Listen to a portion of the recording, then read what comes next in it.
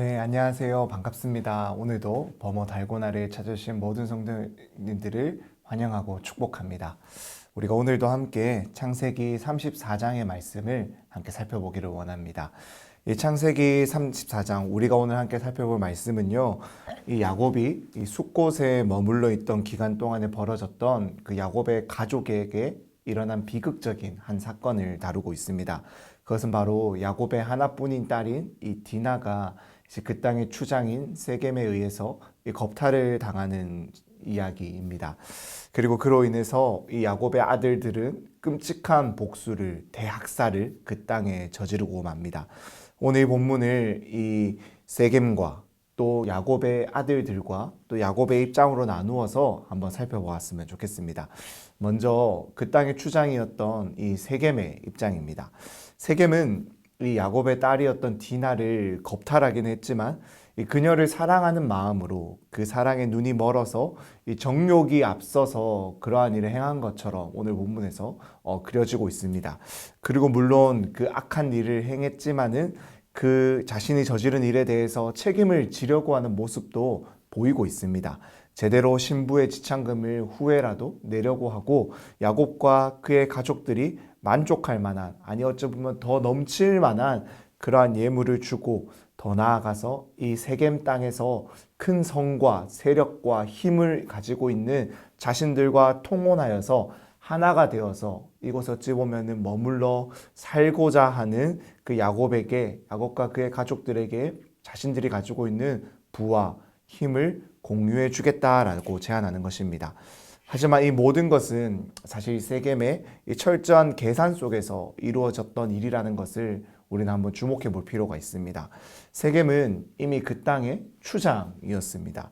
그리고 나중에 야곱의 아들들이 이 자신들과 통혼하자라고 했을 때 그 아들들이 그러면 너희는 할례를 받아야 된다라고 이야기를 했을 때 그 땅의 남자들에게 신뢰를 주면서 그들을 설득할 만큼 이미 그 땅에서는 인정을 받고 있고 존경을 받고 있고 리더십을 가진 인물이 바로 이 세겜이었다라는 것입니다. 그래서 그런 위치에 있던 세겜이 그저 한순간의 정욕으로 인해서 이러한 실수를 저질렀다라고 보기에는 너무나도 그가 이 나중에 이 디나를 자신의 신부로 달라라고 찾아가서 이 야곱과 그의 아들들에게 했던 제안이 너무나도 구체적이고 계획적이었다라는 점에서 그는 이미 이 야곱의 아들들이 무엇이 필요한지 또 야곱의 아들들이 가지고 있는 것이 무엇인지를 잘 알고 있었던 인물이며 자신이 그들에게 힘과 이 땅과 많은 것들을 공유해 줄 수 있고 더 나아가서 그들을 삼킬 수 있다라는 판단하에 이 일을 저질렀다라고 보는 것이 어쩌면 더 정확해 보입니다.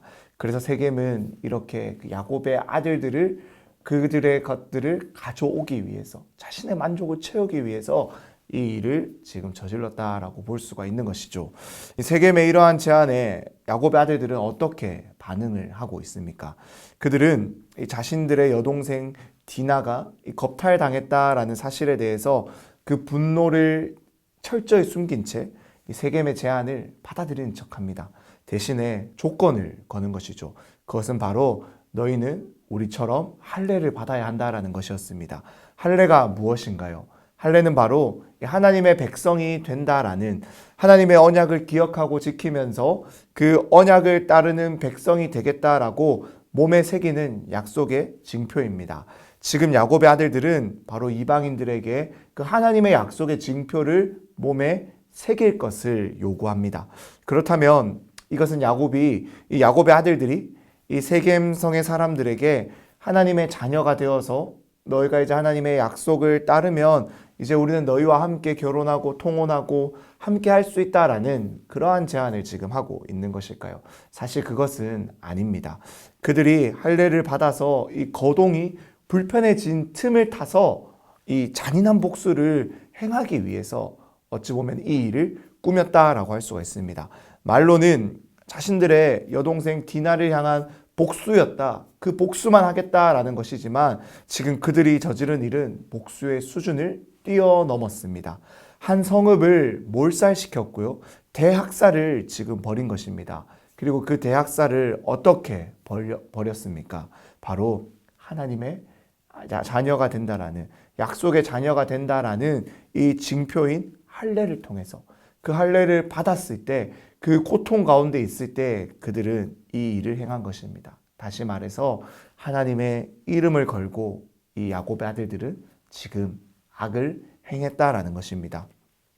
이러한 야곱의 아들들의 모습은 그들이 이 할례의 진정한 의미를 깨닫지 못하고 있었다라고 보여집니다.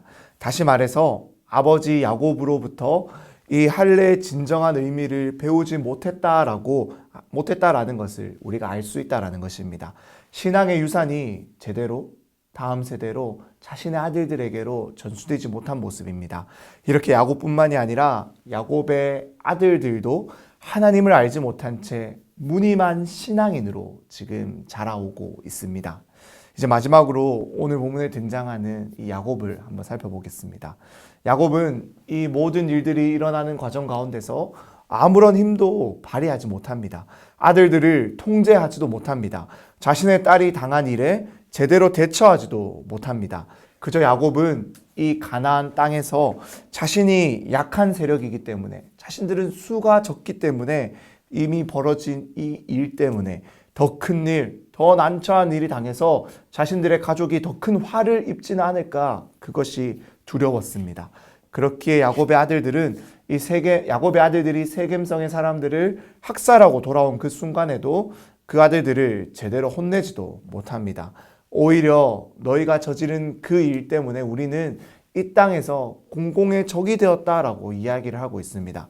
이러한 야곱의 태도를 한번 곰곰하게 생각을 해보면요, 야곱은 자기 아들들이 지금 저지른 이 일이 가나안 다른 족속들에게 소문만 나지 않고 들리지 않았다면 괜찮다라는 태도를 보이고 있다라고 볼 수 있습니다. 이렇게 34장에서도 야곱은 여전히 하나님을 만났고 하나님에게 자신의 죄를 고백했고 죄사함의 은혜를 경험했고 새로운 은혜를 부여받았고 새로운 사람이 되었음에도 불구하고 여전히 야곱으로 살아가고 있는, 여전히 하나님과 관계없이 자신의 본성과 이 죄성대로 살아가고 있는 모습을 여실히 보여주고 있다라고 할 수 있습니다. 만약 그가 이런 아들들이 대학살을 벌이지 않았다라면은 야곱은 자신이 머물기를 원했던 이 숲곳에 더욱 자리를 잡기 위해 어찌 보면 세겜의 그 추장의 그 제안을 받아들였을지도 모릅니다. 하나님이 함께하지 말라라고 명했던 그 가나안 사람들 안으로 그가 더 깊숙이 들어가서 머물렀을지도 모른다라는 것입니다. 하지만 하나님은 여전히 야곱의 인생을 인도하고 계십니다. 악을 선으로 바꾸십니다. 물론 야곱의 아들들이 행한 이 악한 일은 결코 용서받을 수가 없는 일입니다. 그러한 죄이기 때문에 그들은 그에 대한 죄에 대한 책임을, 죄값을 반드시 치르게 될 것입니다. 그러나 오히려 이 일 때문에 야곱은 이제 가나안 족속들과 더는 연합할 수가 없는, 그들과 가까이 지낼 수 없는 강을 건너게 되었습니다. 야곱이 하나님께로 돌아오고 있지 않자 하나님은 여전히 계속해서 그를 놓치지 않으시고 포기하지 않으시고 붙들고 계신다라는 것을, 그래서 자신에게로 끊임없이 돌아오도록 그의 삶을 이렇게 붙들고 있음을 보여주고 있다라는 것입니다.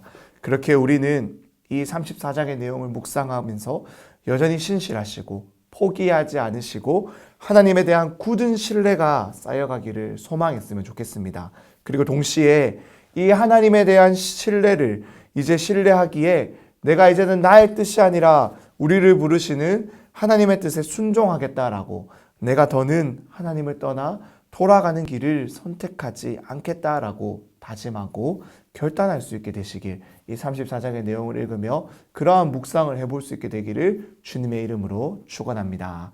우리 그럼 내일 또 달고나 시간을 통해서 만나도록 하겠습니다. 내일 뵙겠습니다.